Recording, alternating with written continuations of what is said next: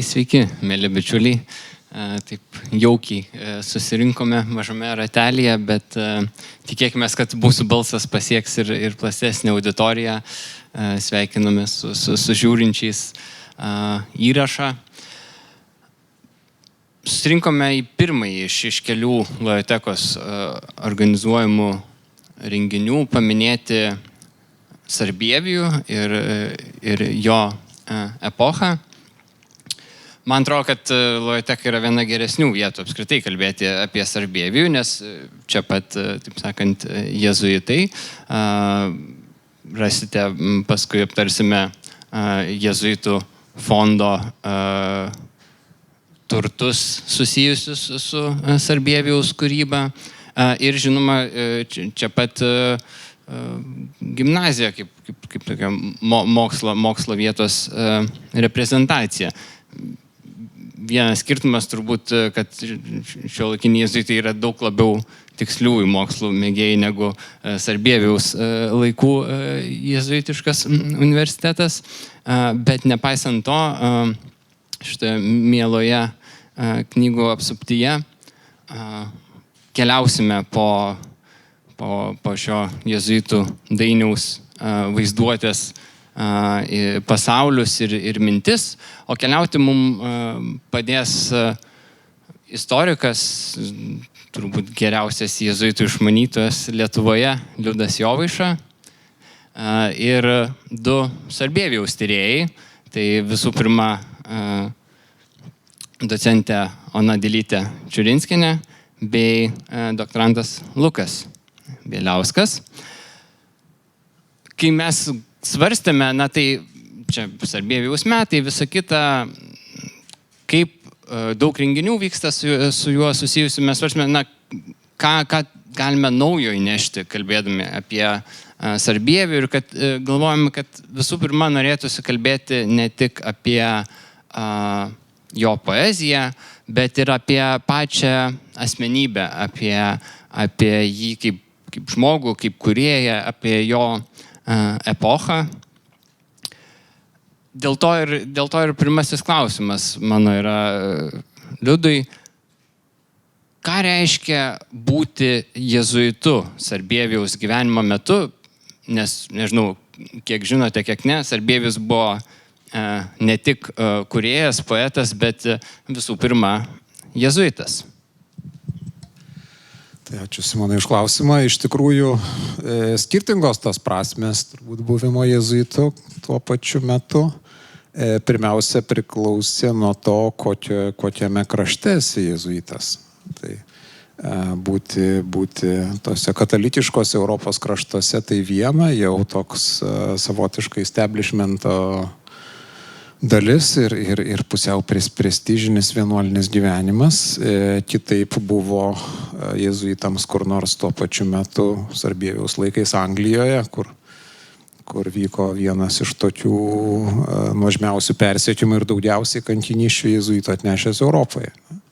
Dar kitaip vėlgi buvo kur nors misijose tolimuosiuose rytuose, kur irgi arba tos misijos galėjo būti labiau taikios ir sėkmingos, kai kur kaip Japonijoje vėlgi Sarbievijaus amžininkai vėl patyrė tokių didelių išmėginimų, arba kai kurie Šiaurės Amerikoje tarp indėno paštalavę. Tai labai tos turbūt skirtingos ir nevienodos patirtis. Ir eilėraštyje skirtame savo bičiuliui, studijų draugui Andrėjui Rudaminai, kuris išplaukė kaip tik į tolimuosius rytus, gal galima čia paties Sarbievijaus įžiūrėti, gal po tokią nuostatą. Klausime, ar nebijai keliauti, gal ne tiek tų svečių kraštų, kiek tos tolimos kelionės rizikingos laivų. Tai galbūt tokia avantūra, sakysime, Sarbievijai pačiam nebuvo labai prie širdies, nesvarstė, tikrai niekada nerašė prašymą turbūt keliauti į misiją. Kitaip tariant, Sarbievijus buvo tam tikras elitas, pasakytume, ne? Būtent čia būdamas Lietuvoje. Taip, ir čia dar toks tada vienas dalykas. priklausimas jezuitams tai buvo visų pirma toks priklausimas kosmopolitiniai dideliai bendrijai visame pasaulyje ir čia matom tą tokį Sarbievijaus globalumą tiek jo žodyne, vaizdiniuose, įvairiose aliuzijose, ne, ir ypač į tolimųjų rytų geografiją. Amerikos ten turbūt mažiau rastume ir kartu galim tą matyti, kad ir jo gyvenime Sarbievijus buvo daugiau toks, gal ne pasaulio, bet Europos žmogus, kuriam priekaištavo kai kurie amžininkai, bičiuliai, globėjai, kad jis pamiršta savo gimtuosius kraštus. Mazovija, iš kurios kilęs, neskiria jai eilių arba nemini krašto šventųjų globėjų. Tarsi tie kiti svetimi kraštai jam gali būti mielesni ir jis daugiau juos pamini. Bet ir tas toks globalumas, net ir toje globalioje draugijoje, mobilumas judant į Romą studijoms, jau tuo metu nebuvo tokia taisyklė, nes buvo nusistovėjusios provincijų ribos ir labai retai, kad kas nors iš Lietuvos provincijos jezuitų tuo metu buvo siunčiamas studijuoti į Romą. Tai šia prasme tikrai galim sakyti, kad Sarbievijus išsiskyrė tarp savo provincijos kolegų tuo, buvo išskirtinis, nes 2 studijų metus teologijos buvo pasiųstas baigti Romai kartu su keliais bičiuliais. Ir, nebuvo turbūt visai tipiškas ta prasme, kad jautė savo išskirtinumą ir šią prasme jam buvo turbūt sunkoka visais atvejais įtilpti ir pritapti prie tos bendrijos, kurie jau turėjo nusiformavusius rėmus, reikalavimus, formacijos, darbo, karjeros ir kurie Sarbievijaus atveju gal ne visada buvo jam labai tinkami. Tai ir tie patys jezuitai ir pasauliečiai taip dvejojo, ar čia daug naudos bus, kad Sarbievijus dabar dėstys filosofiją ir teologiją, kas buvo įprasta jezuitiškai karjeroj, užuot sustojęs prie retorikos. Prie netilpimo į tą rūbą jezuitišką gal šiek tiek dar grįšime, bet tęsiant pažintį su Sarbievijaus epocha, kokiame kultūrinėme pasaulyje gyveno Sarbievijus, Ona?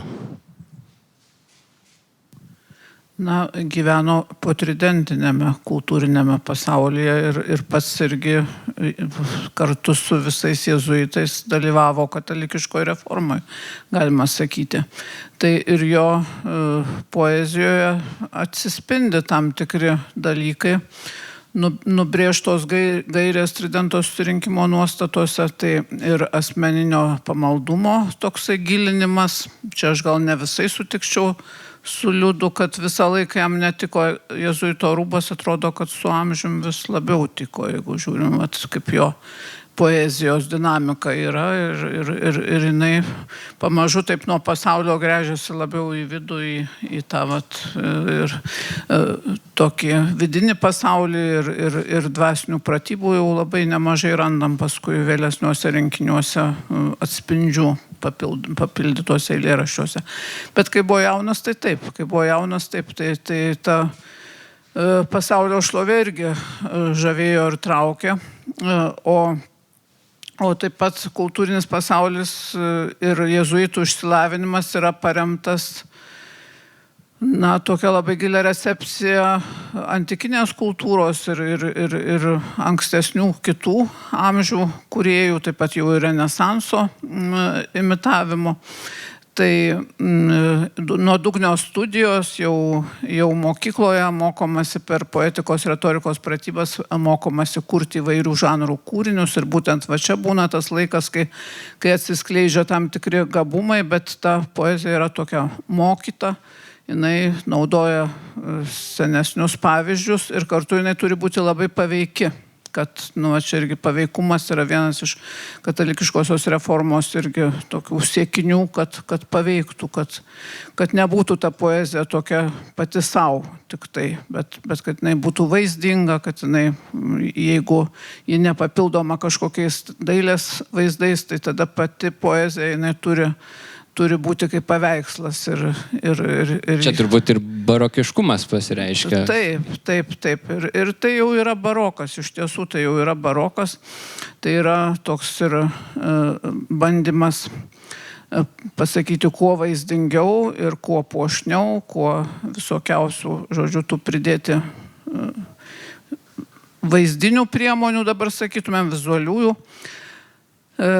Bet kartu, čia paskui gal dar irgi eisim, tai kaip jis atspindi, sakykime, labiau tą savo kultūrą, bet žodžiu, jis gyvena tokioj gan saugioj kultūrinėje aplinkoje, su kuria labiausiai susiduria vis dėlto Romoje nuvažiavęs, kur ten jis papuola jau į tą elitą ir dalyvauja skaitymuose poezijos, pats rašo visokius, bet čia apie Romą irgi turbūt vėliau dar šiek tiek kalbės. Jo, tai prieš nuvažiuodamas į Romą, turbūt į ką Liuda šiek tiek referavo, kad turime tas žymiuosius vertinimus Sarbievijaus kaip studento. Na ir ten yra tokios frazės kaip arogantiškas arba vargsta, žodžiu, tose studijose, bet čia turbūt tikrai eina kalba apie jaunasias dienas studijų. Vargsta tai dėl savosios nuomonės, jau grįžęs iš Romos. Tai šiaip pažymiai geri, pirmieji pažymiai geri, tik paskutinis tas egzaminas antrųjų teologijos metų prieš išvykstant į Romą, tai jo atsakinėja arogantiškai ir su tam tikru įvertinamas kai kurių egzaminatorių gerai pagal atsakinėjimą, bet kiti sako, kad tik tai dėl to, kad jį pažįsta, ten vienas vertina jau aukščiau tos vidutiniškumo, o kitas tai tą pabrėžia būtent aroganciją, kad tarsi, žodžiu, jau, tokio, šiek tiek gabaus, pasipūtusio, šiek tiek jaunuolio toks vaizdas, būtent prieš išvykstant į Romą. Nes man būtent, bent jau asmeniškai, tai sudarė toks įspūdis, kad jis tikrai juto tą savo vertę ir kitvertus, kad atrodo, kad jam gal net šiek tiek ir nuobodu ten tarsi būtų vos, ne? Taip dažnai būna, kartais gabiem jaunuoliam tikrai. O ką žinome apie Sarbievijų kaip kunigą, taip sakant, kaip jam tas pašaukimas sekėsi, ne tik būtent jėzuitų rėmuose, bet ir būtent tas kunigavimas, ar galima apie tai ką nors pasakyti? Nelabai, nežinau, gal kolegos žinotų, bet šiaip apie jo tokią kunigišką veiklą, išskyrus tai, kad jo buvo dėstytojas, pamokslininkas, gal būdamas kolegijos pamokslininku, laiške turbūt vyskupui Lubienskiui kalba, kad dabar yra paniręs į tą liaudės kalbą ir jau kažkaip primiršo lotynų, nebe jau jam sunku darosi jam atrašyti, tai tiesiog ta veikla pastoracinė šiek tiek galbūt jo atitraukė nuo rašymo ir vėliau, aišku, tas buvimas dvaro pamokslininku, tai turbūt vėl tie paskutiniai gyvenimo koks 5 metais turbūt nebuvo labai jam derlingas kūryba, tai tiesiog tos gyvenimiškos ir kunigiškos pareigos jų galbūt našta. O dėl to įtilpimo į rėmus, taip, aš sakyčiau, čia yra toks kartais, ne tą norėjau pasakyti, kad Sarbievijus blogai jautėsi būdamas jėzuitu, bet kartais mes turim reikalo, kai amžininkai ir ypač vyresnieji labai jie tai biurokratiškai žiūri ir smulkmeniškai vertina pagal taisyklės, bet ne iš esmės tos dalykus. Tai tie vertimai kartais būna amžininkų labai skirtingi ir pavyzdžiui tas pats Sarbievijaus viršininkas, provincijolas Mikalojus Lancicijus irgi turėjo labai skirtingų vertinimų. Vienu akise buvo šventasis, kitu akise buvo apsišaukėlis, kuris simuliuoja tą šventumą. Arba tarpukariu, kadangi jau čia esam prie Švento Kazimiero bažnyčios ir gimnazijos, tai irgi toks buvo labai populiarus literatūros mokytojas Kazimieras Kucharskis, kuris dėstė lenkų literatūrą, aišku. Ir buvo be galo populiarus tarp mokinių, vienas iš tokių mylimiausių mokytojų ir tarp tėvų ir apskritai Vilniaus visuomenėje kaip toks veiklus žmogus. Ir dabar tiesiog susidūrus su jėzuitų archyvų Romoje ir su pačių jėzuitų vertinimais atrodo, kad tu skaitai apie kitą žmogų. Tai yra pats blogiausias žmogus visoje jėzuitų bendruomenėje, kuris nuolat ten kažkaip nesilaiko jokių taisyklių, vertina motinius bilekai be jokių kriterijų ir tai tas toks, turbūt tiems neordinariniams žmonėms jiems turbūt būna sunkiau tiesiog išsitekti tose rėmuose. Ir dar nuo vertintojo asmenybės priklauso, nes, pavyzdžiui, terciato charakteristikose, tai jeigu rašo tėvas Laurinas Bartilius, tai labai rašys smulkmeniškas ir labai priekabės charakteristikas, o tėvui Mikalojui Lancicijui tai dažniausiai viskas labai gerai ir labai tik giria ir labai puikiai ir dvasinės pratybos ten pasipraeina ir visa kita. Tai vat Lancicijus būtent buvo Sarbievijaus vertintojas, jam vat jo instruktorius terciato metais jam grįžus iš Romos. Tai tokia Andveja parašė gal tą charakteristiką, kur nurodo ir kas sunkiau Sarbievijui sekėsi, bet sunkiau sekėsi dvasinės pratybos, negalėjo susikaupti dėl kai kurių nuotaikų, kaip ten sakoma. Grįždamas iš Romos jis dar buvo užsukęs į Tėviškę, į Mazoviją. Ir atvažiavo, matyt, dar irgi kupinas įspūdžių visokiausių ir susikaupti buvo sunku. Bet kartu pabrėžia, kad myli Jėzaus draugiją ir kad yra nusižeminęs pakankamai, kad žodžiu, linkęs, žodžiu, save tobulinti, kartais ten dėl tos savosios nuomonės pavargsta, bet kai yra supeikiamas, tai dėl to neįsižeidžia ir nuolankiai priima. Bet atrodo, kad būtent tas išvykimas į Erasmus studijas į Romą, taip sakant, paveikė jo asmenybės raidą. Taip atrodo tikrai labiau subrendęs iš tos charakteristikos, jeigu lygintume tą egzamino vertinimą prieš išvykstant ir paskui tą charakteristiką tikrai tokio atidaus ir gan griežto instruktoriaus, tai yra skirtumo. Nuo, taip sakant, griežtų ir nepalankių kartais vertintojų judėkime prie Sarbievijaus vidinio pasaulio, jo vaizduotės pasaulio. Kai kalbame apie literatus, rašytojus, tai labai dažnai, taip sakant, jų vaizduotės pasaulį, jų kūrybos pasaulį formuoja visų pirma kita literatūra, tai ką jie skaito. O Sarbievijui greta to, taip sakant, ką jis skaito, atrodo, kad buvo svarbus du kitokio pobūdžio veiksniai, ne tik literatūra. Ir vienas iš tų veiksnių galbūt galėtų būti jau minėtos dvasinės pratybos. Kaip jos paveikia Sarbievijaus asmenybę ir kaip tai atsispindi jo kūryboje? Yra ta poezijos dalis Sarbievijaus, kuri man tikrai labai yra prie širdies, tai yra ta, kurią galėtume pavadinti meditacinė, kur ir čia mes matom tikrai visų pirma ir tą Ignaco, tokį ir iš Augustino gal perimtą tą nuostatą ieškoti Dievo pėdsakų žemėje, tai visą laiką jisai grožėdamasis gamta labai dažnai nepamiršta priminti, kad čia Dievo atspindys, kad jisai čia randa Dievą ir mato jo kūrėjo pėdsakus kūrinijoje.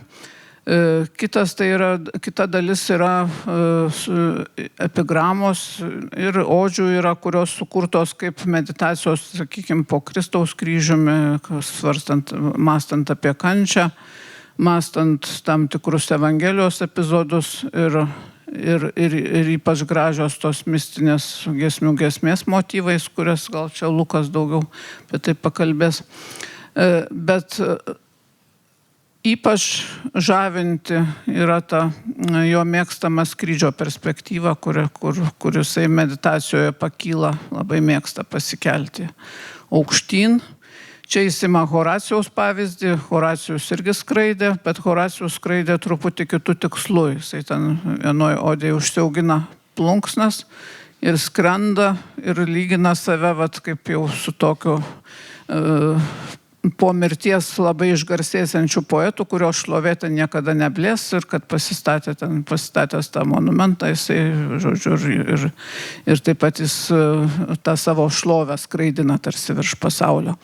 O Sarbievijus žvelgia tokiu reflektyviu žvilgsniu į pasaulį žemyn, jisai masto, žvelgia tokiu irgi tarsi iš tokios kartografinės perspektyvos, lik matydamas apačioje plytinti žemėlapį, mato tautas kariaujančias, svarsto visokius žmonijos nelaimių tos priežastis ir tai, kodėl nenurimsta, kodėl kariauja tautos, kodėl stichinės nelaimės gali nušluoti akimirksniu miestus ir valstybės ir svarsto apie atsvarą, kurią galima rasti, žodžiu, savyje, stiprinant tą savo vidinę asmenybę, gręžiantis į tai, kas amžina, nekintama. Na ir gal turbūt tas Sarbievijaus vis raginimas laikytis tokio nuosaikumo, ne pernelyg pasiduoti ir entuziazmui kraštutiniam ar nevilčiai, vėl tas pagodos, nepagodos tokia temperancija, moderavimas, tų būsenų, nekvidnymis, nepliuskvam, kam nors. Jo, čia iš tikrųjų galima nemažai ir kitų antikos vaizdinių prisiminti, kurie primena tą Sarbievijaus skrydį, bet turbūt būtent žvelgdami iš dvasinių pratybų Ignaco gal geriau jį ir suprantame tą jo perspektyvą, ne tik lygindami su antikos atitikmenimis, kaip kad ten, nežinau, koks nors Ciprijono sapnas, Cicerono ar panašus dalykai. Tai ir to yra. Jisai ima tą antikinį pavyzdį, bet jis jau jį kaip jėzuitas transformuoja. Ir būtent tas priminimas nuolatinis, kad jeigu yra sunkus metas, jis praeis, jeigu yra geras metas, jis irgi praeis ir nereikia, kaip Liudas sakė, per aukštai šokinėti tuo metu. Tai šitas ir Horacijų mums ir kitas antikinės įtakas primena antikos mąstytojų įžvalgas apie aukso vidurį, bet kartu jėzuitiškoji perspektyva čia atveria tą kitokį perskaitimą. O kitas toks jėzuitiškas atrodo aspektas galėtų būti galbūt jėzuitiška teatro tradicija. Nežinau, čia gal šiek tiek konteksto, bet, taip sakant, tai, kas pirmiesiam krikščionim buvo pasibaisėtina ir uždraustina ir visaip kaip nemėgiama, tai yra teatras. Čia daugelį galima vardų, taip sakant, vardint, pradant kokiu nors Augustinu. Tas vėliau, taip sakant, jėzuitų jau epochoje atgimsta kaip tik atrodo labai krikščioniškas, krikščionių skatinimas dalykas, tai kaip ta teatro tradicija galbūt atsispindi jo kūryboje. Na, Liudas gal apskritai daugiau pasakytų apie tą, ką jėzuitam reiškia teatras. Aš galiu tik pasakyti, kad teatras yra labai dažnas įvaizdis Sarbievijaus poezijoje. Jisai kalba apie pasaulio teatrą, kartais jį vadina tuščiu būties teatru, bet kartais sako, kad jam svarbu, kokį vaidmenį Dievo akise atliks šitam teatre. O ankstyvieji jo veikalai tai labai tokie irgi teatrališki, ten, sakykime, ir tie proginiai ankstyvieji, kur skirti jau tom pasaulietiniam iš dalies progom, bet ir ne visai, ten, sakykime, kaip ten tam akmens dėjimui kražiuose, tas akmens pašventinimas, bet ten yra va tokios kaip ir scenos, kurios tarsi aprašo va tokius ir teatrinius veiksmus. Ir savo teorijoje jisai skiria visą, poetikoje skiria visą skyrių teatrų ir tam paišo netgi jo ten įrangą, visokius ten tuos scenos, machinas ir taip toliau. Tai turbūt iš patirties Sarbievijus užaugo tame jėzuitiškame teatre, nes ir turbūt iš įvairiopos patirties. Pirmą, būdamas pats mokinys Pultusko kolegijoje, turėjo galbūt būti aktoriumi, vaidinti kokiame nors spektaklyje. Vėliau, kadangi net 3 metus turbūt su pertraukom dėstė retoriką, tai vėlgi retorikos dėstytojas turėjo būti atsakingas už paprastai kasmet 1-2 spektaklių pastatymus ar inscenizavimą, tai tokios praktinės teatro patirties be abejo turėjo turėti. Atrodo įdomu tai, kad tai, kas, taip sakant, anksčiau attraktuota iš tos krikščioniškos perspektyvos kaip tokia, tarsi apgaunanti medija, teatras kaip apgaunanti medija, ar galų gale pagoniškų tradicijų medija staiga tampa įrankiu krikščioniškai perspektyvai.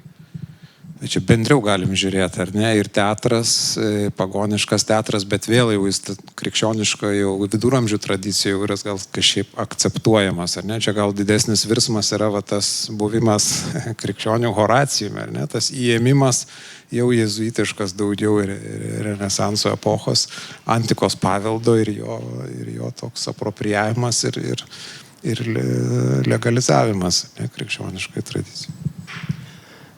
Kalbant apie Sarbievijaus vaizduotę ir poetiškumą, kaip ir būdinga barokui, Sarbievijaus poezijoje esama tam tikrų antitezių ir viena iš jų yra amor divinus ir amor profanus, ne, arba dieviška ir pasaulietinė meilė.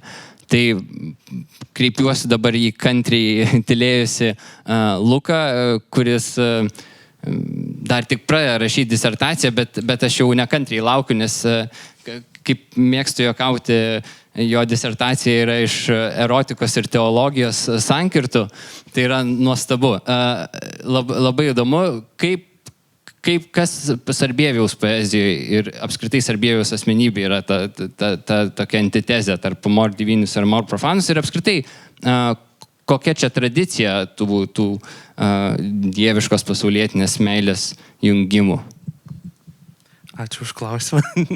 Tai gal aš pradėčiau atsispirdamas nuo tai, ką Ona sakė, būtent apie po Tridento susirinkimo sukurtas gaires katalikams, menininkams, meno kūrėjams bendrai, kad jau buvo kaip ir suprasta, kad Renesanse iš naujo atrasta antika, iš naujo įveiklinta antika, jinai niekur nedings. Tai galima ją panaudoti savo tikslais, kaip ir teatrą, taip ir pačią antiką bendrai. Ir taip pat Tridento susirinkimo tuose gairėse buvo rekomenduojama naudotis Biblijos vaizdiniais ir toks kaip savitas Biblijos kūrinys yra būtent giesmių giesmė, kuri, jeigu turbūt nebūtų įtraukta į Bibliją, tiesiog būtų kaip koks atskiras kūrinys, dar žiūrint, koks būtų jo vertimas, jisai galėtų pasirodyti kaip tik gan toks kūniškas meilės šventimas, visai gal net erotiškas, pasižiūrėjus, kokie ten yra palyginimai ir panašiai. Ir Sarbievijus, jis kūrė pagal kompozicijos principus tuometinius, tai būtent, kad turime čia visą tą antikos tradiciją, kur jau iš esmės davė kiekvieno žinomo žanro tobulą pavyzdį, bet vis tiek reikia kažką kurti naujo, kažką naujai sukurti. Tai buvo tie trys principai, būtent tai tas mėgdžiojimas, siekimas, imitacija, galim dar tokį tarptautinį žodį vartoti, tada būtent varžymasis su ankstesniais autoriais savo kūrybą ir būtent tas pranokimas savo išmonę. Tai aš manau, kad su ta antikos ir Biblijos jungtimi tą būtent Sarbievijus ir padaro. Ir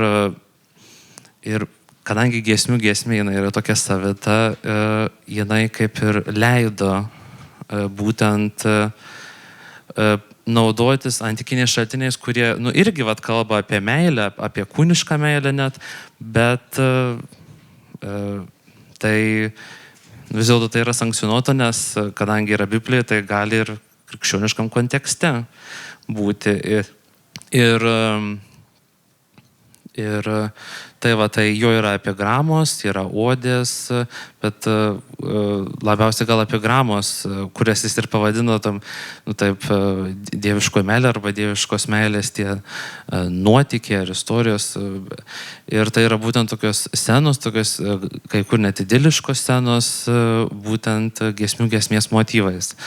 Ir galėčiau dar pridėti, kad sekdamas daugiausia Horacijumi, jisai ir pasiekė tą tokio naujo, būtent sujungdamas Horacijaus tą iškalbą, tą eleganciją, tą tokią nuosaikę eleganciją ir vaizdiniai, būtent su krikščionišku pamaldumu ir tokiu užsidegimu.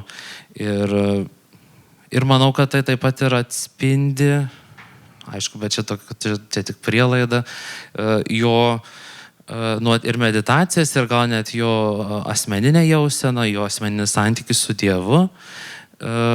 Nes, mes žinom iš jo odžių, kad jisai mėgo vienatvę, jisai net vienoje odėje teisina savo vienišumą. Ir nebejoju, kad ta vienatvė buvo ir patogi aplinka, ir tos pačius pamokslus rašyti, ir tą pačią poeziją. Ir tai manau, kad naudodamas visą to paveldo, kuris iki jo atėjo, ir Biblija, jisai būtent ir išreiškia savo vidinį pasaulį ir sukuria kažką naujo ir net skatina pamaldumą tų, kurie skaito. Tokia visai barokinė dvasia. Tai manau taip. O kokie, neprašysiu dabar iš atminties paskaityti, bet kokie pavyzdžiai pirmiausia šauna į galvą, galvojant apie šitą pritaikymą? Kam pasitelkia, apie ką kalbėti Sarbievijus pasitelkia konkrečiai tos įvaizdžius? Tai jeigu iš giesmių giesmės, tai pavyzdžiui yra tas elnio arba stirnos tas įvaizdis, būtent, kad žmogaus santykis su Dievu yra tokia kaip klajonė, gal kaip net gaudynės. Tai žmogus pagauna Dievą, Dievas pagauna žmogų ir tai yra toks dinamiškas procesas.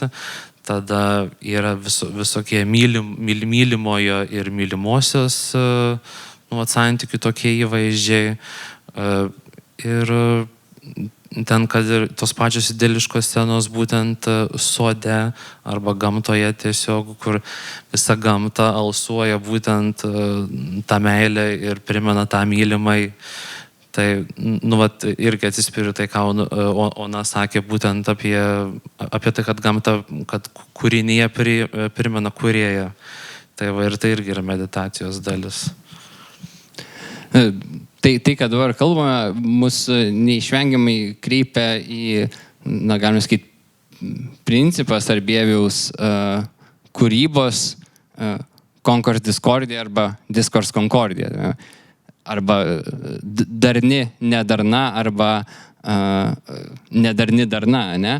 Ir kokius dar iš pažiūros tokius nederančius kontekstus Sarbievijus sugeba suderinti savo kūryboje?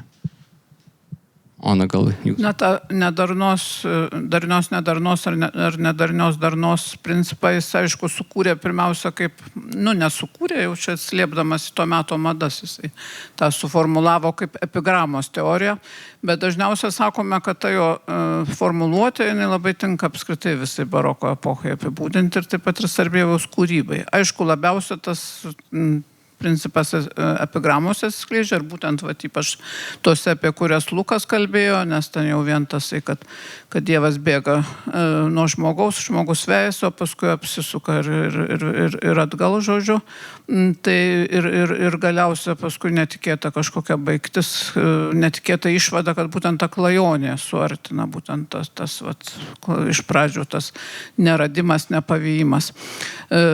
O kitojo poezijoje irgi mes tą principą galime rasti ir tam tikrų prieštaravimų, nes tai nėra taip, kad visai ta nedarni darna.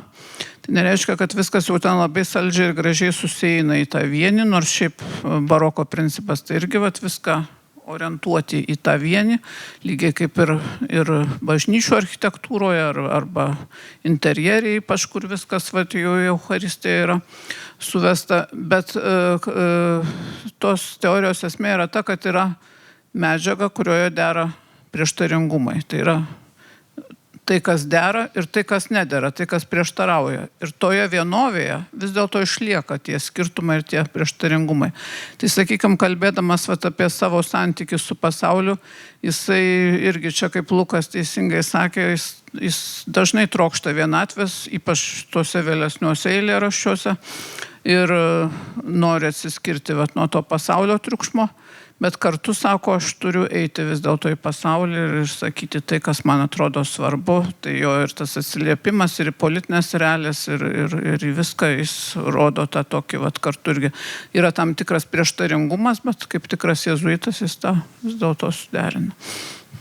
O ką žinome beje apie jo, taip sakant, santykių su tiek politiniam realiam, tiek jau buvo, toksai dvaro poetas, tai su savo vietiniam, taip sakant, vietiniu pasaulietiniu gyvenimu. Kaip dvaro poetas jis iš tiesų dažnai nusiskundžia laiškuose draugui Liubenskiui vyskupui tomis intrigomis ir būtent toj dvaro apsupty jis dažniausiai nori pabėgti. Arba karaliaus Vladislavo Vazos medžioklėje jisai rašo, kad aš sėdžiu savo trobeliai ir čia aš sumedžiojau tą tikrąjį elnią, kuris veda mane prie amžinųjų šaltinių. Tai toks kartu ir atsiribojimas, kartu ir vėlgi pareigų vykdymas. Vis dėlto yra pareiga, jisai atlieka tą jam gal ir ne pačią maloniausią pareigą. Ilgisi Vilniaus, ilgisi akademinio gyvenimo, bet pareigą atlieka, kartu rasdamas savo būdą kažkaip skirti ir sielai tą laiką vienatvės. O ką apie, taip sakant, tęsiant šitą derančios nedarnos diskursą, ką apie Sarbievį liudija Horacijaus pasirinkimas kaip tokio įkvėpėjo, tarsi idealo, nes turbūt jeigu šitai gretimais besimokantis abiturientai ką tikrai jau prisimena iš vadovėlių, tai kad štai Sarbievis, reiškia Horacijaus, krikščioniškas Horacijus ir panašiai. Bet kai pagalvoju, tai nėra, tiesąkant, visiškai nėra savaime suprantama pasirinkti, reiškia, pagonį poetą įkvėpėjų, ypač kai galvojam apie kontrreformacijos laikus ir panašų kontekstą. Tridento susirinkimo nutarimai nedraudė pasirinkti pavyzdžiai Santikos autorius, tik tai tam turėjo būti suteikiama jau nauja alegorinė prasmė. Sakykime, jeigu imi tos siužetus, tu juos perdirbi, jeigu imi tu pavyzdį, tu gali imti tą formą, ar ne, gali imti įvaizdžius, bet prasmė jau bus kita, jinai bus krikščioniška. Mane studentai kartais klausia, sako, ar čia ne šventvagystė, ten, kai Dievas pavadinamas Jupiteriu, pavyzdžiui, ir panašiai. Nesakau, to meto kontekste ne, nes tai yra sąlyginis dalykas. Tai yra sąlyginis, imu iš kultūrinio lobyno kažkokius tuos pavyzdžius, kažkokius modelius ir juos pritaikau. Bet Sarbievijus labai išradingai tą Horacijų vis dėlto imituoja. Yra, aišku, ten tų jo tokių labai gal sekimų, bet daugiausia, tai mes galim sakyti, kodėl jis pasirinko Horacijų. Sarbievijų paprastai daug kas vadina pirmuoju LDK poetų lyrikų. Ir poezijos knygos vadinasi lyrikos knygos. O lyrikai priskiriam ką? Kad lyrikoje turi atsispindėti šiek tiek pats poetas, turi atsispindėti jo refleksija kažkokia. Ir tą mes Sarbievijaus poezijoje matom. Ir lygiai taip pat Horacijus laikomas romėnų didžiausių lyrikų. Ir sekti juo, tai čia buvo jau etalonas. Ir Sarbievijus sekdamas, imituodamas, jisai kartu taiko ir į savo meto madas iš dalies. Kita vertus, matyti, jam labai tiko ir tos temos, ir kai kurios, kaip matom, labai susišaukia ir su tom jėzuitiškom temom, ir su savo metų realijomis, ir tie modeliai įvairūs yra paimami. Atrodo, kad vėl čia pasipildo į tą jo, taip sakant, kaip asmenybės tokią supratimo kertelę, kad žmogus suprato savo vertybę, savotiškai tarsi lyginusi su geriausiu lyriku. Bet įdomu tai, kai mes galvojam apie Horacijų kaip Sarbievijaus tokį įkvėpėją, tai visą laiką tarsi pirmai į galvą šauna tokios labiau tas stoiška Horacijaus perspektyva, bet įdomu tai, kad labai daug tokio gyvenimo efemeriškumo, praeinamumo Horacijus perteikia ir iš epikūriniškos perspektyvos, kurią daug sunkiau yra taip pat tiesiog paimti ir visiškai lengvai pritaikyti prie krikščioniško konteksto. Kaip tą tokią labiau epikūrinišką perspektyvą, kuri sako ne tik tai, kad, ypač Horacijaus recepcijoje sako ne tik, kad štai viskas praeina, bet ir tarsi nesuponuoja jokios amžinybės. Kaip jisai perkeičia? Jis viską kreipia į amžinybę šiaip jau. Būtent tuose, kur tuos filosofinius jau Horacijaus perima modelius, tai vis tiek viskas pas jį yra nukreipta į amžinybę. Tiesiog taip, išlaikyti tą balansą čia, bet žinoti, kad kol čia būsi, tu neišvengsi tų nepaguodų ir neišvengsi tų sunkumų. O kartu kreipia žvilgsnį į žvaigždės amžinai. Dar šalia Kryžio, tai dar yra tasai Ignaco pavyzdžių irgi. Ignaco, arba Plotino, ar Pauliaus apaštalo, taip pat kokios čia yra tos įtakos, to žiūrėjimo į žvaigždės ir ilgėjimosi to tikro gyvenimo, suvokiant, kad tai, kas čia yra, tai yra laikina. Tai gal su epikurizmu tiek susisieja, kad tai yra laikina ir tai, ką tu dabar darai čia šitą akimirką, tai yra svarbu. Tai irgi. Ir čia vėl savotiškai grįžta tas gyvenimo kaip tokias spektaklio, atrodo, vaizdinys.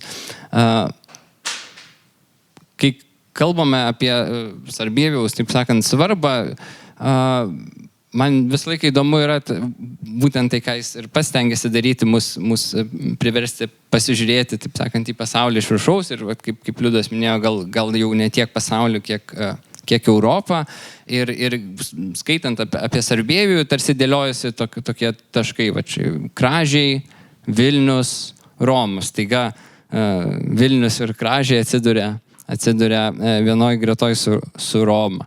Tai kokį jėzuitišką tokį kultūrinį tinklą atskleidžia tas Sarbievijaus gyvenimas ir koks tuomet Vilniaus vaidmuo atsiskleidžia Europos baroko žemėlapyje, žiūrint į Sarbievijaus gyvenimą? Iš tikrųjų, tas pasaulis toks jėzuitiškas, gana homogeniškas, jau tuo metu gyvenantis pagal vienodus principus, pagal vienodas taisyklės, tai šia prasme Roma ir Kražiai ir jėzuitiškas buvimas jėzuitų Romoje ir Kražiuose, nepaisant geografinės padėties skirtingumo ir miesto dydžio, miestelio.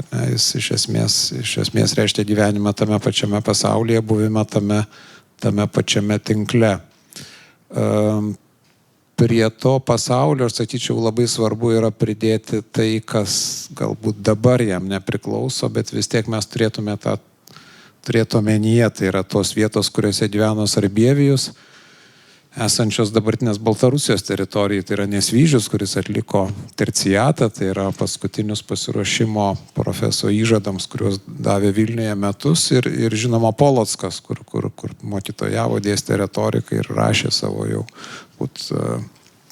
teorinius veikalus. Tai tas pasaulis dar eina toliau nuo mūsų, nuo Vilniaus dar gerokai į rytus ir savotiškai turbūt ir svarbu mums tą prisiminti, turint omenyje ir dabartį, ir ateitį, kur link mes keliaujam, išlaikyti tą pasaulį, atkurti tą pasaulio integralumą.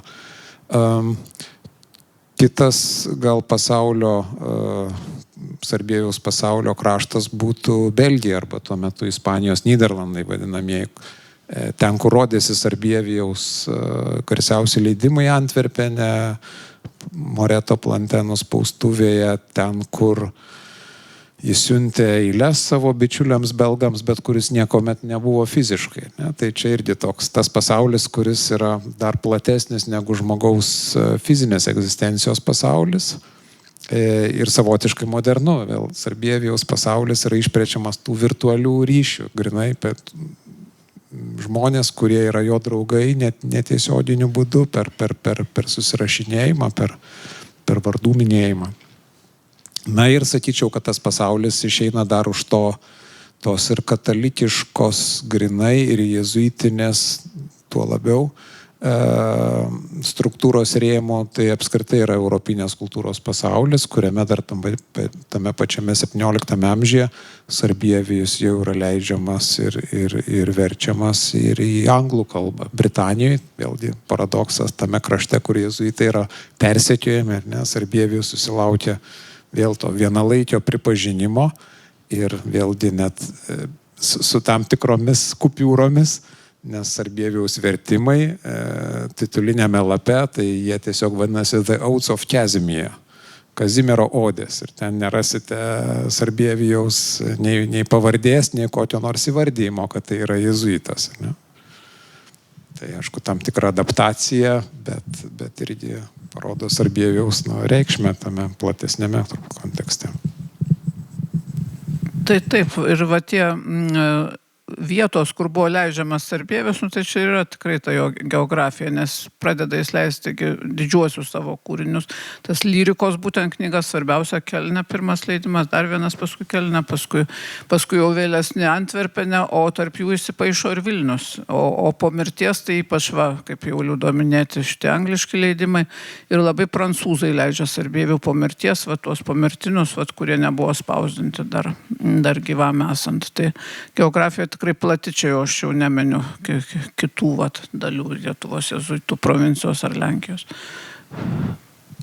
Apie Vilnių neatsakiau, pagalvojau, kad nelabai sugalvoju, bet vieną dalyką galim pasakyti, žiūrėdami į tą jezuitiškos Europos perspektyvą, tai Vilnius iš tikrųjų tuo metu jau buvo tapęs vienu iš didžiausių tokių jezuitų centrų, nes veikė net kelios bendruomenės. Tai veikia ir jezuitų universitetas, veikia ir profesų namai, veikia ir noviciatas Naujokynas, 18 amžiuje prisidėjo dar 2 bendruomenės, terciatas prie Švento Rapolo bažnyčios, kilmingųjų kolegija. Tai šia prasme tokių namų skaičiumi, kad būtų viename mieste sukoncentruota tiek daug jezuitiškų įvairaus pobūdžio ugdymo ir edukacijos įstaigų, tai tokių miestų Europoje buvo vos keletas. Gal vieną galima lyginti šiuo požiūriu.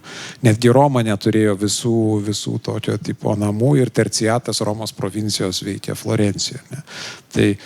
Tai jo, kaip jezuitiškas centras Vilnius be abejo buvo labai didelis ir svarbus, iš dalies dėl to, kad Lietuvos urbanizacija buvo menko lygio, turbūt taip. Tai irgi lėmė, kad nebuvo daug didelių miestų, kuriuose būtų galima irgi išdislokuoti kitas tas jezuitiškas bendruomenės. Taigi viskas buvo sukoncentruota šalies sostinėje. Ir žvelgdamas į Vilnių, turim tokį retą liudijimą, tokio visai kitokio žanro. Viena proga Sarbievijus buvo apklaustas kaip liudytojas kandidato į Vilniaus vyskupus apklausoje tyrimo. Kaip jo amžininkas, tai jis davė parodymus apie asmenį ir apie Vilnių kaip miestą, kurio vyskupija yra skiriamas kandidatas. Tai atsakė panašiai gal kaip ir kiti atsakytojai, bet vieno dalyko išsiskyrė. Vienintelis paminėjo, kad Vilnius yra slėnyje tarp 2 upių, Vilnios ir Vilijos. Ne? Tai visi kitie kalbėjo tik tai apie namus, gyventojų skaičių, ten mūrinis, medinis, konfesijas ir panašiai. Čia matom tą specifiškumą vėl, kad Sarbievijus tame didmestyje vis dėlto jis mato gamtą, peizažą. Dar apie leidimus, ypač toj prancūziškoje erdvėje, gal Lukai kažką pridėtum. Tai aš gal ne tiek daug, bet čia kiek girdėjau ir Lojoteka turi vieną pavyzdį, bet aš gal dar norėčiau sugrįžti prie esmės to klausimo, tai truputį gal net taip banaliai skamba, kad mes vadinam Horacijų, atsiprašau, ką reiškia iš tos banalumų, kad mes Sarbievijų vadinam krikščioniško Horacijų, ne tik dėl to, kad jisai sekė Horacijum, bet ir pradedant Lietuvą, bet neabejotinai ir kitais jėzuitų kraštais, kad mes žinom, kad Lietuvos jėzuitai, jie per poetikos paskaitas dažnai gaudavo Sarbievijaus eiles kaip pavyzdį. Ir dar mes žinom, kad tas jėzuitų tinklas, kaip kad į Lietuvą, kad atkeliaudavo jėzuitų iš kitų kraštų veikalai, poetikos, retorikos ir kitų sričių, taip ir Sarbievijaus ir poetika, bet ir pačios eilės nukeliavo nuorašais ir pasiekdavo kitas jėzuitų ugdymo vietas. Tai aš manau, kad jisai dar paveikė labai ir to, kad krikščioniškas Horacijus ta prasme, kad jisai perėmė tai, kas geriausia iš Horacijaus ir kas tinka jėzuitams, bet atsisakė ten, pavyzdžiui, kas galėtų nutrukdyti išsilavinimo jėzuitų, kaip ten, ir kai kurios ten ir tos atvirai erotiškos eilės, arba tas pagoniškumas, arba net ir kai kurios Epikūro filosofijos mintis. Tai ir jisai visai gerai, manau, pakeitė ugdymo sistemai patį Horacijų. Galima sakyti, saugus Horacijus jisai buvo. Tai va. Man atrodo, labai svarbu dalyką užkabinai, kuris atspindi gal šiek tiek ir epochos tokį irgi pobūdį ir tą jėzuitiškumo pobūdį. Tokio, kaip jau sakyti, racionalumo ir tikrai tikėjimo, kad mes dabar teisingai padarysime ir ištaisysime gal kažką, kas buvo anksčiau ne taip, ką seniai žmonės suklydo. Ir vienas iš atspindžių tokios nuostatos, atrodo, yra himnai, maldos, kitaip tariant, valandų liturgijos himnai, prie kurių atrodo galbūt ir Sarbievijus bus prikišęs nagus, taip sakant, savo poetiškus, būdamas Vatikane. Tai ką apskritai Sarbievijus Vatikane veikia, kuo jį ten buvo įdarbinęs popiežius ar nebuvo. Ir paskui, aišku, be abejo, perėsim ir prie tos legendos apie būtą ar nebūtą jo vainikavimą.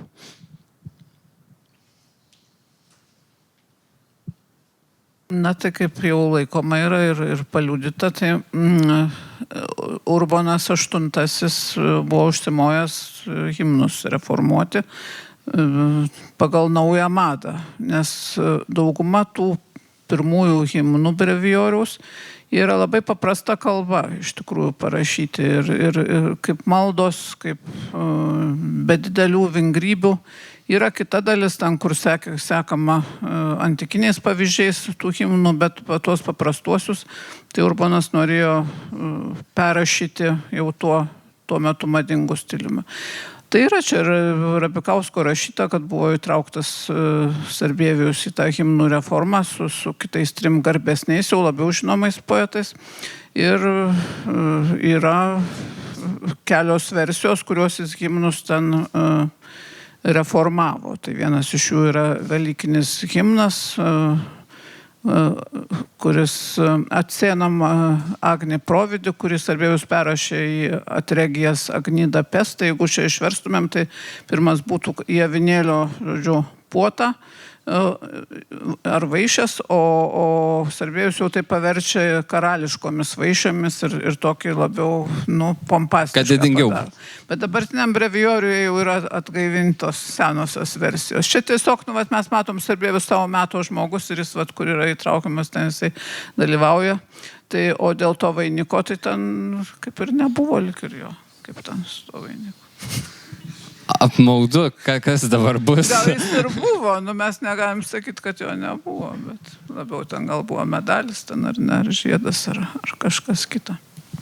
Tai kas tikrai buvo, tai buvo žiedas daktaro teologijos doktorato suteikimo proga, kurį Sarbievijus gavo Vilniuje tikrai iš karaliaus Vladislavo Vazos kaip dovana ir vėliau po Sarbievijos mirties buvo kilęs irgi toks ginčas ar rūpestis, Lietuvos jėzuitai rūpinosi, ar galėtų tą žiedą kaip insigniją naudoti doktoratų suteikimo progomis Vilniaus akademijai, bet kaip čia daryti, nes žiedo panašu, kad nėra, lyg ir pas giminės po mirties, bet ar Sarbievijus galėjo privačiai palikti kaip vienuolis tą žiedą giminėms ir paskui visi tie pėdsakai dingsta. Tai dėja, nors buvo tikrai, bet kaip ir laurų vainikas išnyko. Bet poetas tai neatsiejamas nuo legendų, tai ten yra tos apie mirtį legendos, ten tos vėlesnės ir viskas, tai yra visokių įgaubančių legendų. Be kita ko, tai jisai mini pats savo poezijoje laurais Romoje dabintą galvą, bet tai gali būti visiška metafora šiaip. Tai o kas labiau prie tų legendų apie jį prisidėjo, ar jis pats, taip sakant, jau būdamas gyvas, kūrė tą legendą apie save tokiais viešaisiais ryšiais susiėmė, ar paskui patys jėzuitai labiau, ar tiesiog bendrai kultūriškai jos radosi? Na tai kadangi ten Romoje tikrai išpopuliarėjo ta jo poezija, tai gal jis ir buvo to vadinamas laureatų, tokia gal ir simbolinių laureatų. Pats kažkiek irgi gal prie to prisidėjo, nes poezijoje save taip pozicionuoja. Bet jo visuose jau, jeigu koks puošnus ten, sakykime, ten tas būna jo antraštinis tas puslapis su frontispisu, tai kaip ir tam garsiojoje toj Rubenso graviūroje, tai tam būtinai yra laurų vainikas, būtinai lyra, būtinai tam tikri simboliniai dalykai. Tik tiek, kad baroko epochoje tai gali būti simbolika, tai nebūtinai viską reikia labai pažodžiui suprasti. Prieš pereinant prie apibendrinimų ir paskutinių klausimų norėčiau kreiptis į auditoriją. Galbūt jūs norėtumėte dar iškamantinėti mūsų pokalbininkus.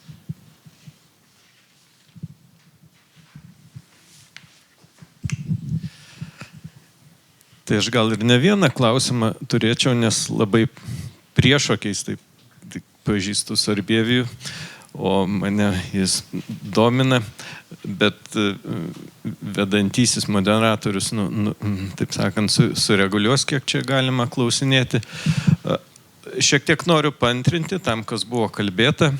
Pavyzdžiui, Sarbievijaus gyvenimo geografijos klausimas, ar galima jį vadinti, pavyzdžiui, koks miestas svarbiausias jam, pavyzdžiui, ar galima kelti tokią klausimą. Gal negalima, gal ir jėzuitų vienuolijos praktiką siūsti ten, kur reikia ir apskritai, kaip jo gyvenimas susiklosti, jį daro ir Vilniaus, ir Romos poetų, bet kad tie kražiai gal jam ir nemažiau įspūdžių paliko taip irgi jaunajame tame periode. Nežinau, kiek paliko įspūdžių koks Polockas, bet tai apie tai, kokio miesto poetų labiau galima būtų laikyti Horacijų. Ir dar apie tą, atsiprašau, taip, kai prasideda, tai nesibaigia klaidos tos tokios. Tai dar klausimas yra garsi formuluotė, kalbant apie Sarbievijaus gyvenimą, tas Romos drama, nes jis lyg ir staigokai ją paliko. Tai, kaip čia gražiai paklausus, ar kartais neliko jo širdis Romoje, pavyzdžiui, irgi siejasi su ta jo gyvenimo geografija. Ir gal kažkur pasidalijusi tarp Romos ir Vilniaus ar sąlyginio Vilniaus. Ir pagal temas, ar vis dėlto galim vadinti jį Lietuvos poetu?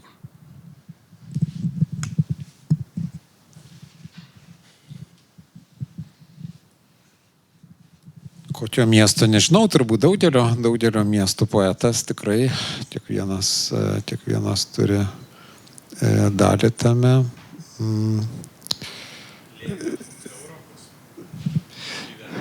Aš tik iš studentiškos perspektyvos pasakysiu, kad Vilniaus universiteto studentus tai tikrai Sarbievijus kiekvieną rytą sveikina iš taip sakant, atminimo lentelės ir šūkių savo. Tai bent jau šią prasme jis tikrai yra čia.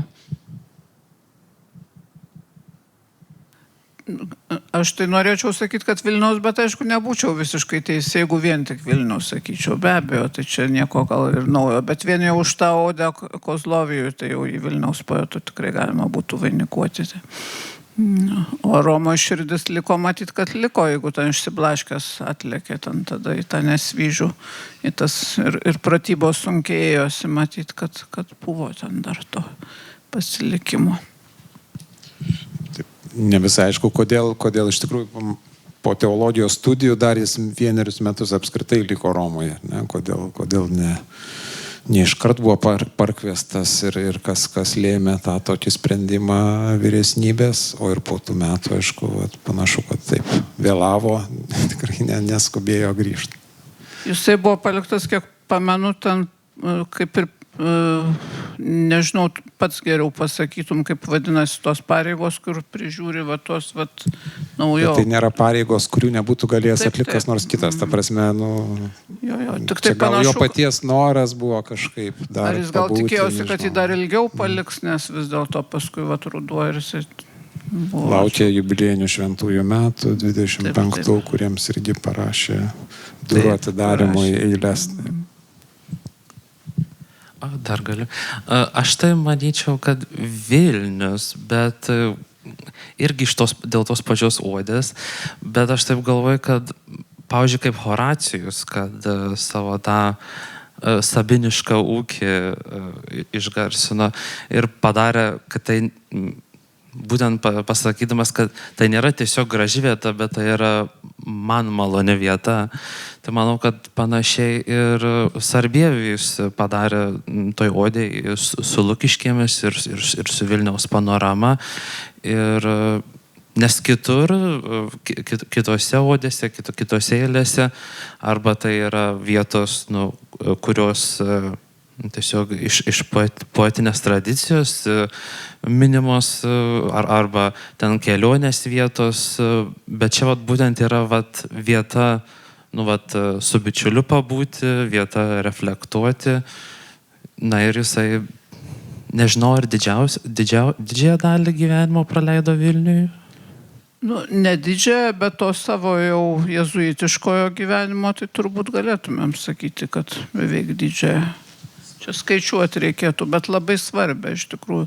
Ir dar prie tos odės ir prie Lukiškių, tai dargi ir Nemenčinės, ir Bezdonių tos rekreacinės vilos, jezuitų ar ne, rekreacijos vietos. Tai šitas jisai minė irgi, ir jo yra ta labai graži epodė, vienuoliško poilsio pašlovinimas, kuris prisimena, jis rašo apie tai, kaip jis ten vaikšto tomis vietomis, kaip atsigauna jo širdis po darbų tenai ir kaip visi nurimsta pasaulio rūpesčiai tenai, taip kad tikrai čia Lukas teisingai sako, širdis yra Vilniuje ir būtent tose kalvose, tose apylinkėse, miškuose, Lukiškėse, tai reiškia Vingio parko, kur dabar botanikos sodas, tai ten jezuitų vila buvo. Ir apie tai jis rašo tikrai su didesniu jausmu, negu ten, kuris tik konvenciškai paminė ten tam tikras vietovės. Kai kalbam apie Sarbievijaus svarbą, visą laiką nesinori likti tik tai tam tokiam lygmenį, jog štai Sarbievijus toks šaunus iškilus poetas, mums toks svarbus savo reikšme. Norėtųsi užbaigti tokiu naimu į asmeniškumus, bet gerąją prasme. Kas jūs, kiekvieną iš jūsų, asmeniškai paliečia iš Sarbievijaus poezijos?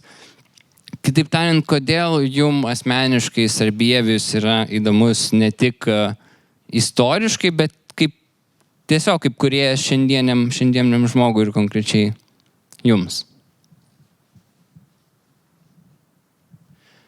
Ir neslėpsiu, auditorija apsidžiaugtų veikiausiai, jeigu išgirstume galbūt kažką ir iš poezijos, kas jūs asmeniškai paliečia. Tai nežinau, tiesą sakant, kadangi mes esame tokioje erdvėje, kur yra ne tik įvairiausių naujų knygų, bet ir įvairių senų leidimų, gal ne visai rankraščių, bet kai kurių pirmųjų leidimų, ten matysit ir parodėlę, tai ta rankraščių dvasia, aš gal pirmiausia kreipčiausi Luką, nes šiandien turėsim tokią šiek tiek pirmąjį susipažinimą su dar neverstu Sarbievijaus eilėraščiu ir jo rankraščiu. Tai aš manau, kad tai, ką aš turiu, būtent tą temą, ir kaip jinai skamba tavo lūpomis, manai, bet aš gal suradau tokių bendrų taškų.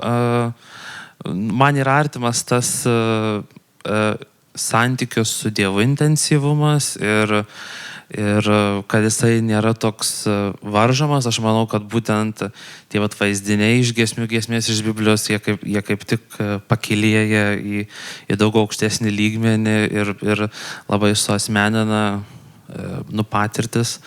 O ką minėjai iš tų tekstų, tai vieną aš gal galėčiau paskaityti, šiaip kas susijęs su to, ką aš šnekėjau, o kitą iš to, ką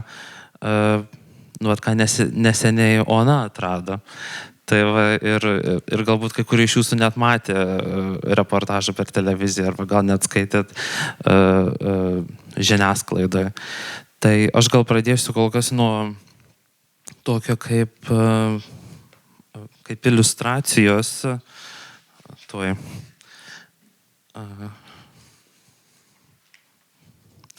Ar geriau atsistoti, ar... Kaip patogu. Gerai. Jo.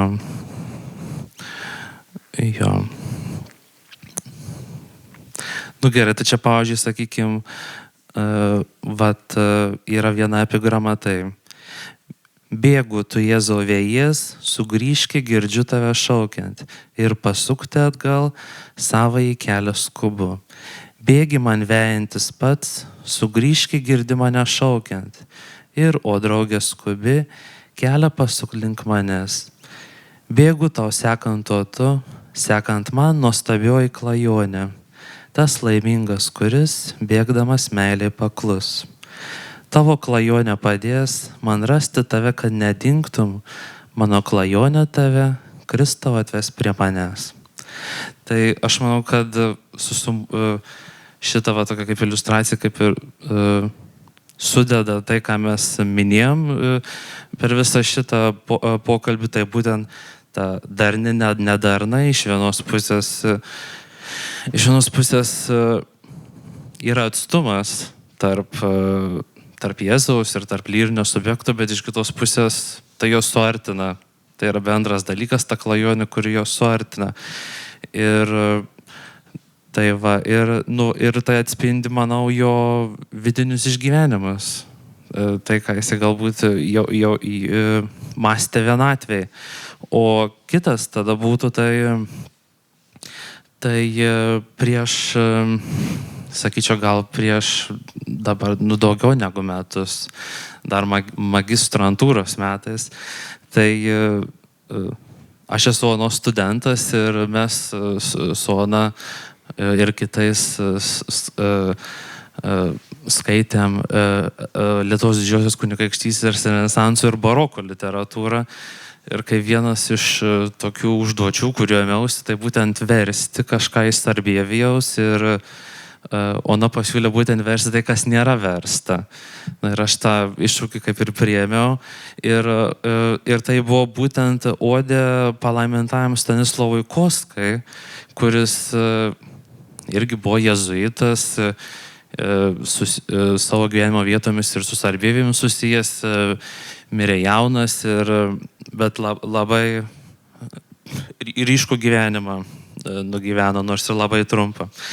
Ir Tai va ir aš pradžioj verčiau prozą, neįliuotai, o dabar, kadangi Onai, pavyko taip šauniai atrasti ankstyviausią šio kūrinio egzempliorių, kuris net nebuvo žinomas plačiai mokslininkų, visuomeniai tyrėjų, tai aš gal truputį paskaitysiu, kiek čia sueiliavau, bet tuo metu, kurios Sarbievijus rašė, aišku, lotyniškai ir tie metrai jam lengviau sekėsi negu man, bet... Aš atsiprašau, trumpai įsterpsiu, kad čia gal šiek tiek konteksto, bet kad būtų aišku, tai ne tik, taip sakant, Sarbievijaus poezija lotyniška, bet būtent jisai perima tikrai ne pačius paprasčiausius antikinius poezijos metrus, tai yra ritmą, kaip dėliojasi žodžiai poezijai. Ir šią prasme vertimas, taip sakant, tampa tokių rimtų iššūkių, norint ne tik reikšmę, prasmę perteikti, bet ir tą ritmą pačios poezijos.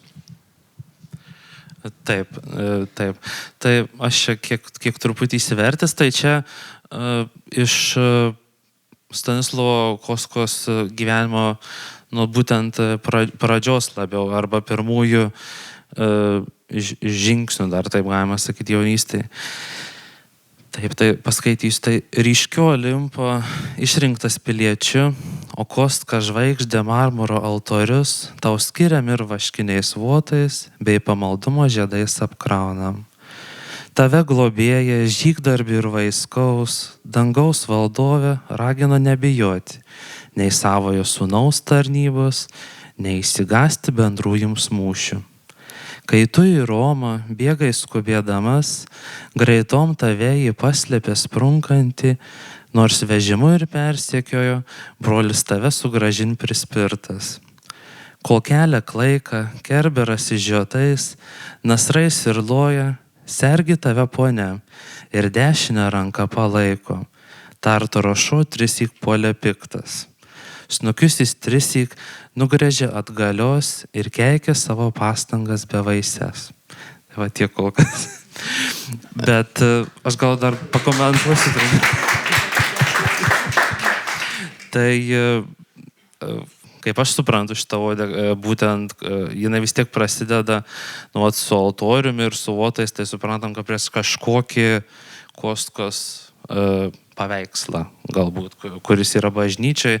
Ir čia būtent kaip ir esmę mes žinom jo pamaldumo, jo dvasinio gyvenimo, kad jisai dažnai kreipiasi į Mariją, ją gerbė kaip savo motiną. Ir čia prasideda būtent jo tokio kaip šventumo kelionės pradžia, kai jisai pabėgo iš namų ir norėjo tapti jėzuitu ir jį bandė susigrąžinti brolis.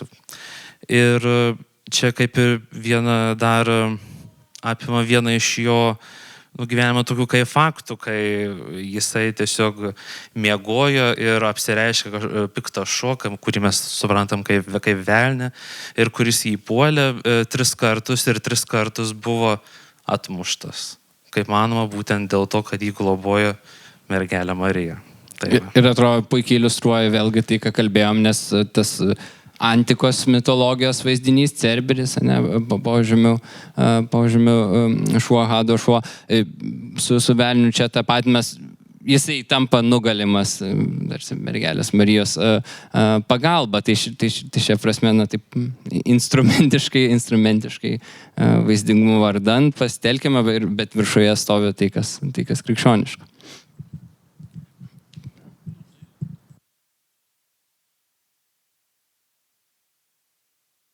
Aš kaip minėjau, tai man tie meditaciniai taip iš tikrųjų yra labiausia prie širdies, taip tiesiai į širdį pataiko. O ir tie skrydžio, taip be abejo, jeigu skrydis yra, tai viena iš tų skrydžio, šiek tiek ilgesnį eilėraštį, bet ne per ilgą paskaitysiu, nes jis irgi iš tos jezuitiškos bičiulystės irgi yra, galima sakyti, parašytas, nes parašytas Albertui Turskiui skirtas Sarbieviaus studentui, kuriam Sarbievius dėstė metafizikos kursą. Ir net ir ta pati tema, jinai šiek tiek siejasi su metafizika. Ir Turskis buvo vienas geriausių studentų, kiek matom iš jo egzaminų vertinimų, tai ten net nėra jokių kontroversijų, kaip Sarbieviaus, sakykime, vertinime. Bet čia jisai skiria Albertui Turskiui eilėraštį apie savo sapnus ir eilėraščius. Čia irgi metras kitas, Asklepiadinė Glikonėnė eilutė, bet irgi pasistengsiu skaityti taip, kad būtų suprantama. Eugenijos Ulčinaitės vertimas. Ar ūmus snaudulys apims, ar giliausių miegų naktį miegosiu aš? Tuoj sparnus lengvučius uždės, sapnas man ant pečių ir jau žiūrėk skrendu, virš ganyklų žalių džiugiai, kur miškai tarp laukų plyti tamsiais gubriais, kur vešli žaluma akis džiugina ir plačiai driekiasi lygumos. Štai viršum debesų aukštai, tarsi paukštis skrendu, gulbių baltų pulke, apžvelgiu ežerų bangas ir džiaugsminga daina, mėgdžioju aš paukščius. Užsiklausę dienos garsų, sklaidos debesis tuoj, tolsta tamsi audra ir spalvota vaivorykštė marga juosta čia pat kaklą apjuosia man. Bet staiga pabundu ir tuoj sklaidos sapno žavaus vis dar gyvi vaizdai. Čia truputį gal praleisiu. Per salynus krantus marias perskrendu ir nereik kojų sušlapti man, kas mirtinga nesinešu ir nerimstančio vis kūno nebejaučiu. Bet tu primeni Tursijau, kad norėdamas sekt Ikaro pėdomis, nenukrisčiau kaip jis kadais, Baltijos malonios vardą pakeisdamas. Veltui Ikarą aš menu ir ūmes kvailystes numalšinsiu protu. Stipriai laiko visat mane lova, jeigu miegu, krėslas, kada rašau. Žodžiu, čia tas irgi yra labai, man atrodo, jezuitiška pabaiga, kad tu ten gali paskraidyti, bet grįžti vis dėlto į realybę ir čia neveikti, gyventi ir daryti tai, ką reikia. Tai šitą jisai labai gražiai čia perteikia ir to Ikaro, mes pratėjome atsisakyti gal Ikaras, bet Ikaras šiaip kirčiuojami jau klasikai. Tai kaip per aukštai pakilęs ten tuos sparnus tankai ištirpdė saulė ir nukrito į jūrą ir tada jos vardas buvo pakeistas į Ikaro. Tai čia tas, kad pakeiščiau tada Baltijos tą vardą, jeigu nukrisčiau. Tai kartu mes matom ir tą pajuokavimą, manęs čia irgi neseniai klausė, ten klausinėdami, ar tie jezuitai tokie visi rūstus kaip tas karga ten šitam paveiksle. Tai sakiau, kad bent jau dabartiniai, tai tikrai nelabai ten yra. Bet ką mes matom ir iš jezuitų poezijos, kad vis gali būti labai rimtas tas eilėraštis ir vis tiek mes kartais galim rasti. Ir autoironijos tokios. Taip. Ir čia būtent labai gerai čia tas perteikta. Ačiū. Tai jeigu atsakantis į mano klausimą, kas man gražiausia, tai, kaip tokiam eiliniam skaitytojui turbūt tas irgi egzistencinė galbūt poezija ar metafizinė, nežinau kaip čia geriau pasakyti, ir ta sąsaja tarp kasdieniškų dalykų, labai pastabiai pamatomų, užfiksuojamų, ar augalų, ar žiogo ir tas pastebėjimas, kuris nuo tokios visiškai artimos aplinkos nuneša iki žvaigždžių ir iki gyvenimo prasmės apmąstymo. Kadangi ne klasikas, ne poetas, tai nepacituosiu poezijos, bet prozos teksto Sarbievijaus labai trumpą gabaliuką, vieną sakinėlį. 1636 metais, rugpjūčio 14 dieną, buvo iškilmingai perneštas į koplyčią katedroje Šventojo Kazimiero kūnas su procesija. Ir Sarbievijus tą progą pasakė prakalbą lotynišką, pastebėjo beje, kaip Lukas minėjo, Stanislavą Kostką, kad ta diena, kurią taip pagerbiama Šventasis Kazimieras, yra ta diena, kurią mirė Stanislavas Kostka Romoje, dar nebuvo nusistovėjęs kalendorius ir turbūt tą dieną ir buvo Stanislavos pradžioje pagerbiamas. Ir baigė prakalbą Sarbievijus sakydamas, kreipdamasis į Šventąjį Kazimierą, kad tau esant vadu ir globėjų ši garsi tėvynė, ši šiaurės puošmena, šis Europos ramstis, šis krikščioniškojo pasaulio mūras ilgai stovėtų sveikas, ilgai džiaugtųsi viešosios taikos ramybė, ilgai žydėtų aukščiausiosios dievybės garbinimu.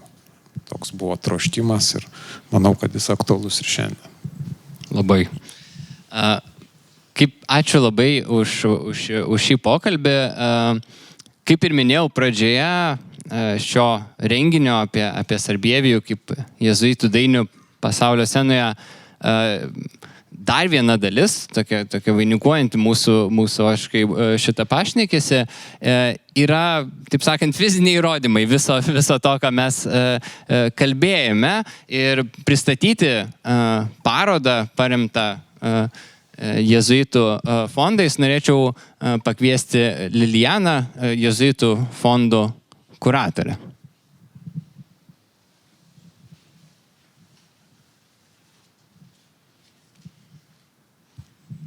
Tai po tokių profesionalių kalbų nesijaučiu labai pasiruošus.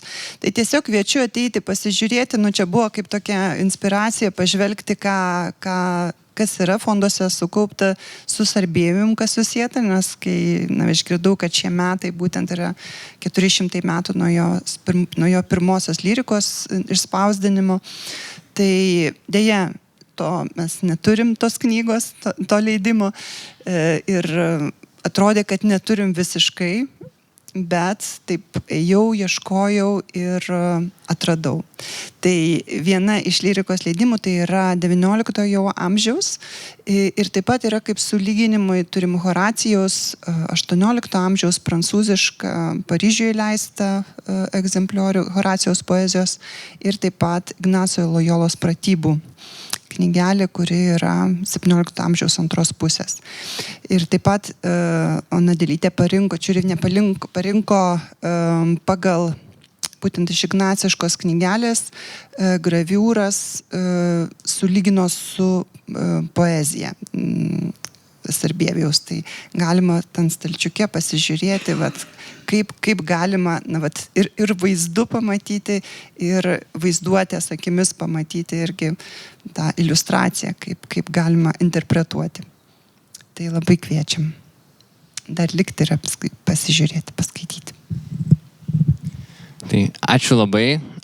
Tikiuosi, kad po šito trumpo mūsų pasikalbėjimo Sarbievijus tapo nors kiek artimesnis, ne tik kažkokios įsimintinos datos minėjimo, taip sakant, vardas, ne tik seniai girdėtas vardas lietuvių kalbos vadovėliuose, nors lietuviškai nerašė, bet ir kai kas mums aktualu šiandien ir aktualu iš įvairių perspektyvų. Gal norėtųsi apibendrinant kalbėti apie Sarbievijų kaip tokį tikrai priešybių vienybės tokį poetą, kur tos priešybės matosi ne tik jo poezijai, bet kaip matėme ir jo gyvenime, tas įtampos viena vertus tarp buvimo jėzuitų ir kunigų bei buvimo poetų ir kita vertus tarp pasaulietinės ir krikščioniškos erdvės. Visą tai kažkokiu būdu, vaisingų būdu Sarbievijaus gyvenime suderėjo.